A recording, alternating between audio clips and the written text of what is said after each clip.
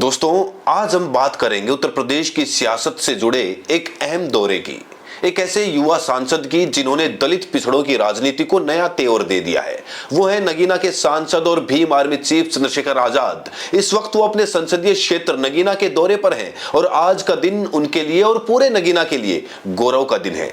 परसों यानी 6 मार्च 2026 को यूनियन पब्लिक सर्विस कमीशन यानी कि यूपीएससी ने सिविल सर्विसेज एग्जामिनेशन 2025 के नतीजे घोषित किए और इन नतीजों में नगीना संसदीय क्षेत्र की नजीबाबाद विधानसभा के आदर्श नगर कॉलोनी के रहने वाले शगुन कौशल ने सफलता हासिल करके आईएएस बनने का सपना साकार किया है। चंद्रशेखर आजाद खुद शगुन के घर पहुंचे, उनके परिवार से मिले, माता पिता को शॉल उड़ाकर सम्मान बढ़ाया और युवाओं के लिए इसे प्रेरणादायी बताया। ये तस्वीरें साफ दिखाती हैं कि क्षेत्र का एक सांसद कितना गर्व महसूस कर रहा है। लेकिन दोस्तों, आज की इस वीडियो में हम सिर्फ इस मुलाकात तक सीमित नहीं रहेंगे। हम उन 958 कामयाब उम्मीदवारों की कहानी से भी पर्दा उठाएंगे जिन्होंने ये मुकाम हासिल किया है। हम सवाल उठाएंगे कि यूपीएससी 2025 के नतीजों में दलितों, पिछड़ों, अल्पसंख्यकों और आदिवासियों के साथ कैसे भेदभाव हुआ, कैसे ऊंची जातियों ने सिस्टम को हड़प लिया और किस तरह से एक तयशुदा साजिश के तहत सवर्णों को ज्यादा नंबर देकर दूसरों को पीछे धकेल दिया गया। तो आइए तथ्यों के साथ हिसाब से समझते हैं कि किस तरीके से इतनी बड़ी परीक्षा में दलितों, शोषितों और वंचितों के साथ भेदभाव किया जाता है। क्योंकि आज हर वो फैक्ट, हर वो फिगर जो यूपीएससी छुपाना चाहता है, हम उसे आपके सामने रखेंगे। चलिए शुरू करते हैं नगीना से। दोस्तों, नगीना लोकसभा सीट ये वो सीट है जिसने चंद्रशेखर आजाद जैसे धाकड़ नेता को चुना है। यूपी के इस कोने से जब कोई युवा यूपीएससी जैसी परीक्षा पास करता है तो ये बड़ी बात है। 6 तारीख रात को जैसे ही नतीजे आए, शगुन कौशल के घर में खुशियों का माहौल हो गया। कल सुबह सुबह उनके घर पहुंचे सांसद चंद्रशेखर आजाद। देखिए, ये सिर्फ एक राजनीतिक मुलाकात नहीं है, ये एक संदेश है। चंद्रशेखर आजाद ने कहा कि शगुन की ये सफलता क्षेत्र के युवाओं के लिए प्रेरणा बनेगी। मेहनत, लगन और समर्पण से अगर सपना देखा जाए तो नगीना की माटी भी आईएएस पैदा कर सकती है। शगुन कौशल जिन्होंने ये सफलता हासिल की है, उनकी इस कामयाबी ने यह साबित कर दिया कि मुश्किलें बड़ी हो सकती हैं लेकिन हौसलों से तो कभी समझौता नहीं करना चाहिए। चंद्रशेखर आजाद का इस तरह क्षेत्र के मेधावी छात्रों के प्रति सम्मान दिखाना एक नई राजनीतिक संस्कृति की शुरुआत है, जहां सियासत से ज्यादा युवा ताकत की अहमियत है। लेकिन दोस्तों, इस खुशी के माहौल में हमें एक और सच्चाई पर गौर करना चाहिए। शगुन कौशल की सफलता हमें गर्व से भर देती है, लेकिन क्या हमने गौर किया कि 958 सफल उम्मीदवारों में से दलितों की कितनी संख्या है, पिछड़ों की कितनी है, अल्पसंख्यकों की क्या स्थिति है और सबसे बड़ा सवाल, उन 299 महिलाओं में से कितनी दलित और आदिवासी महिलाएं हैं। यहीं से शुरू होती है असली बहस। तो चलिए अब हम जानते हैं पूरे यूपीएससी के सिस्टम को। वो जगह जहां यूपीएससी का मुख्यालय है धौलपुर से हमारे पास यूपीएससी सीएससी 2025 के आधिकारिक आंकड़े हैं जो 6 मार्च 2026 को जारी किए गए। अक्सर कहा जाता है कि यूपीएससी सबसे निष्पक्ष और पारदर्शी संस्था है, लेकिन जब हम इन आंकड़ों को भारत की सामाजिक संरचना के चश्मे से देखते हैं तो तस्वीर बिल्कुल साफ हो जाती है। जरा एक बार इन आंकड़ों पर नजर डालते हैं। दोस्तों, देश की जनसंख्या में लगभग 16.6% हिस्सेदारी दलितों की है, लेकिन यूपीएससी सीएससी 2025 में चुने गए कुल 958 उम्मीदवारों में से एससी की संख्या सिर्फ 158 है, यानी कि कुल प्रतिशत 16.5%, करीब करीब जनसंख्या के बराबर दिखता है ना। लेकिन सोचिए, सवाल सिर्फ आरक्षण कोटा भरने का नहीं है, सवाल है मेरिट और हायर रैंक का। इन 158 में से कितने एससी कैंडिडेट्स टॉप 100 में हैं? कितने एससी कैंडिडेट्स को आईएएस मिला बनाम कितने सिर्फ ग्रुप बी में ठेल दिए गए? सरकार ने कुल 180 आईएएस पदों के लिए एससी के लिए 28 पद आरक्षित रखे थे, यानी सिर्फ 28 आईएएस सीटें दलितों के लिए, जबकि सामान्य वर्ग के लिए 74 सीटें।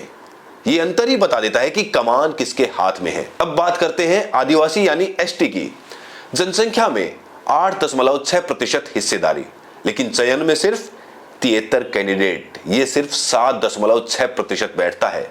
लेकिन यहां भी धोखा देखिए, 180 आईएएस पदों में से एसटी के लिए सिर्फ 13 सीटें आरक्षित थी, यानी आदिवासी समाज जो देश के सबसे दूर दराज इलाकों में रहता है, जिसके पास संसाधन नहीं है, उसकी हिस्सेदारी इतनी मामूली।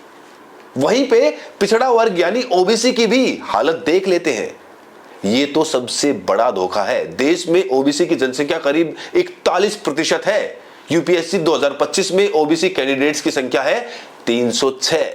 ये कुल सीटों का लगभग 31.9% है, यानी जनसंख्या के अनुपात से 10% कम। लेकिन इसके पीछे एक बड़ी साजिश है। ओबीसी आरक्षण की एक लिमिट है और उस लिमिट के अंदर तो सरकार ने भर्ती कर ली, लेकिन जब बात आती है मेरिट की यानी कि खुली प्रतियोगिता की, तो ओबीसी के नाम बहुत कम नजर आते हैं। वहीं दोस्तों, मुस्लिमों की हालत भी ठीक नहीं है। हाल ही में आई एक रिपोर्ट के मुताबिक इस बार कुल 53 मुस्लिम उम्मीदवारों ने सफलता पाई है।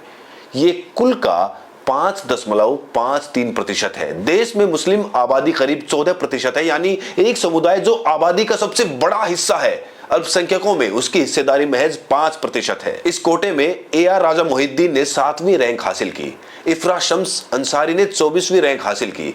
लेकिन ये चंद चेहरे पूरे समुदाय के उत्पीड़न पर पर्दा नहीं डाल सकते। अब बात करते हैं सामान्य वर्ग यानी कि जनरल कैटेगरी की। सामान्य वर्ग की जनसंख्या करीब 30% है, लेकिन चुने गए कैंडिडेट्स में 317 हैं, यानी कि 33%। इसके अलावा ईडब्ल्यूएस आरक्षण के थ्रू 104 कैंडिडेट्स और हैं। अगर जनरल और ईडब्ल्यूएस को मिला दें तो ये संख्या पहुंच जाती है 421, यानी कुल चयन का 44% हिस्सा। 30% आबादी वाला समाज 44% सीटों पर काबिज हो रहा है और बाकी 70% आबादी को 56% सीटों पर समझौता करना पड़ रहा है। अब मैं आपको ले चलता हूं उस गलियारे में जहां ये साजिश रची जाती है। अक्सर ये आरोप लगता है कि यूपीएससी के इंटरव्यू में ऊंची जाति के पैनलिस्ट अपनी ही जाति के लोगों को ज्यादा नंबर दे देते हैं। आइए 2025 के नतीजों में देखते हैं कि ये सब कैसे किया जाता है। मान लीजिए एक दलित या पिछड़ा वर्ग का विद्यार्थी जो कठिन परिश्रम करके मेंस में अच्छे अंक लेकर आता है, उसे इंटरव्यू में जानबूझकर कम नंबर दिए जाते हैं। वहीं दूसरी तरफ एक स्वर्ण उम्मीदवार जो मेंस में औसत अंक लाया हो, उसे इंटरव्यू में 200 में से 180 नंबर देकर मेरिट लिस्ट में टॉप पर पहुंचा दिया जाता है। ये कोई नई बात नहीं है, पिछले कई सालों में ये आरोप लगते रहे हैं। हमने 2025 के टॉपरों की लिस्ट देखी। टॉप 10 में 9 नाम ऐसे हैं जो साफ तौर पर स्वर्ण बिरादरी से आते हैं। अनुज Agnihotri rank 1, Akanksha Dhul rank 3, Raghav Jhunjhunwala rank 4, Ishan Bhatnagar rank 5 और इसी तरह आप पूरी लिस्ट देख सकते हैं। इस लिस्ट में कहीं कोई दलित नाम नहीं है। रैंक 2 पर राजेश्वरी सूबे हैं जो तमिलनाडु से आती हैं। वो ओबीसी या दलित हो सकती हैं, लेकिन उनका भी नाम साउथ इंडियन है। रैंक 6 पर जिनिन्या आरोग्य है। रैंक 7 पर AR राजा मोहिद्दीन है। मेरा सवाल है दोस्तों कि क्या दलित आदिवासी पिछड़े इतने पढ़ाई में कमजोर हैं कि वो टॉप 50 में भी नहीं आ सकते? नहीं, बात यह है कि सिस्टम उन्हें आगे आने ही नहीं देता। मेरा अनुमान है कि अगर हम माने कि आरक्षण का लाभ उठाकर दलित और पिछड़े लोग मेंस पास कर भी लेते हैं, तो उन्हें इंटरव्यू राउंड में सबसे ज्यादा नुकसान उठाना पड़ता है, क्योंकि इंटरव्यू पैनल में बैठे लोग उनकी सामाजिक आर्थिक पृष्ठभूमि को देखते हुए उन्हें कम आंकते हैं। अगर कोई दलित छात्र किसी सुदूर गांव से आता है तो उसकी अंग्रेजी थोड़ी कमजोर होती है, लेकिन उसके पास बेहतरीन संकल्प और ज्ञान होता है, तो पैनल उसे इंटरव्यू में पसंद नहीं करता। उसे कॉन्फिडेंस नहीं है कहकर नंबर काट दिए जाते हैं। वहीं दूसरी ओर दिल्ली के गोयल या शर्मा का बच्चा जो पैदाइशी अंग्रेजी बोलता है, उसे ब्रिलियंट कहकर 180 नंबर दे दिए जाते हैं। दोस्तों, ये यूपीएससी का नतीजा कोई एक दिन की साजिश नहीं है, ये एक सतत प्रक्रिया है। इन 958 लोगों की लिस्ट में जाइए, कितने नाम सिंह है, कितने शर्मा है, कितने गुप्ता है, इनकी संख्या अनुपातिक रूप से कहीं ज्यादा है। और जो नाम कुमार है, उनमें से भी आधे तो भूमिहार या स्वर्ण ही होते हैं। चंद्रशेखर आजाद आज जिस शगुन कौशल को सम्मान दे रहे हैं, वो शायद किसी स्वर्ण परिवार से हो, क्योंकि नाम से प्रतीत हो रहा है। लेकिन उनकी सफलता हम सब के लिए गर्व की बात है। लेकिन चंद्रशेखर आजाद को इस बात का भी ध्यान रखना होगा कि उनके क्षेत्र के जो दलित मुस्लिम पिछड़े युवा हैं, उनके लिए ये सिस्टम कितनी मुश्किलें खड़ा कर देता है। सियासत में तो वो स्वर्णों को टक्कर दे रहे हैं, लेकिन यूपीएससी के पेपर में उनके समाज के लोग पिछड़ क्यों रहे हैं? दोस्तों, अगर वहीं दूसरी तरफ बात की जाए महिलाओं की, तो महिलाओं ने भी अच्छा काम किया है। यूपीएससी एग्जाम में कुल 299 महिलाओं ने बाजी मारी है। बधाई हो। लेकिन इनमें से दलित और मुस्लिम महिलाओं की संख्या कितनी है? अल्पसंख्यक महिलाओं की संख्या मात्र 13 है। यानी आजादी के इतने सालों बाद भी एक मुस्लिम महिला का आईएएस ऑफिसर बनना आज भी मुश्किल है। टॉप 25 में से 11 महिलाएं हैं, ये तो अच्छी बात है, लेकिन टॉप 10 में एक भी दलित या आदिवासी महिला नहीं है। 348 उम्मीदवारों का चयन हुआ है।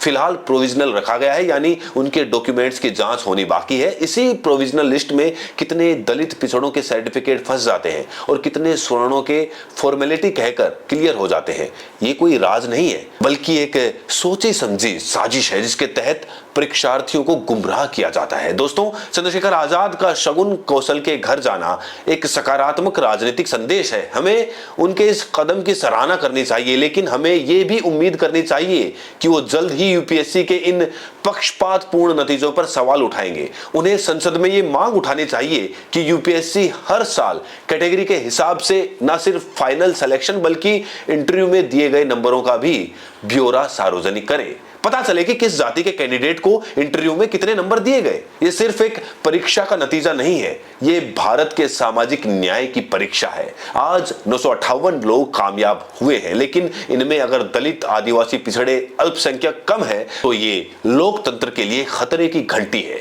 एक बार फिर शगुन कौशल और उनके परिवार को बहुत बहुत बधाई, और चंद्रशेखर आजाद को भी सलाम कि उन्होंने अपने क्षेत्र के इस होनहार का मान बढ़ाया, सम्मान बढ़ाया। लेकिन आज के इस वीडियो को देखने के बाद आप सब में एक सवाल उठना चाहिए, क्या यूपीएससी सच में निष्पक्ष है या फिर जाति का ये खेल हर साल दोहराया जाता है? कमेंट सेक्शन में अपनी राय जरूर दें और साथ में ये भी बताएं कि आप ये वीडियो देश के किस कोने से देख रहे हैं। बहुत बहुत शुक्रिया।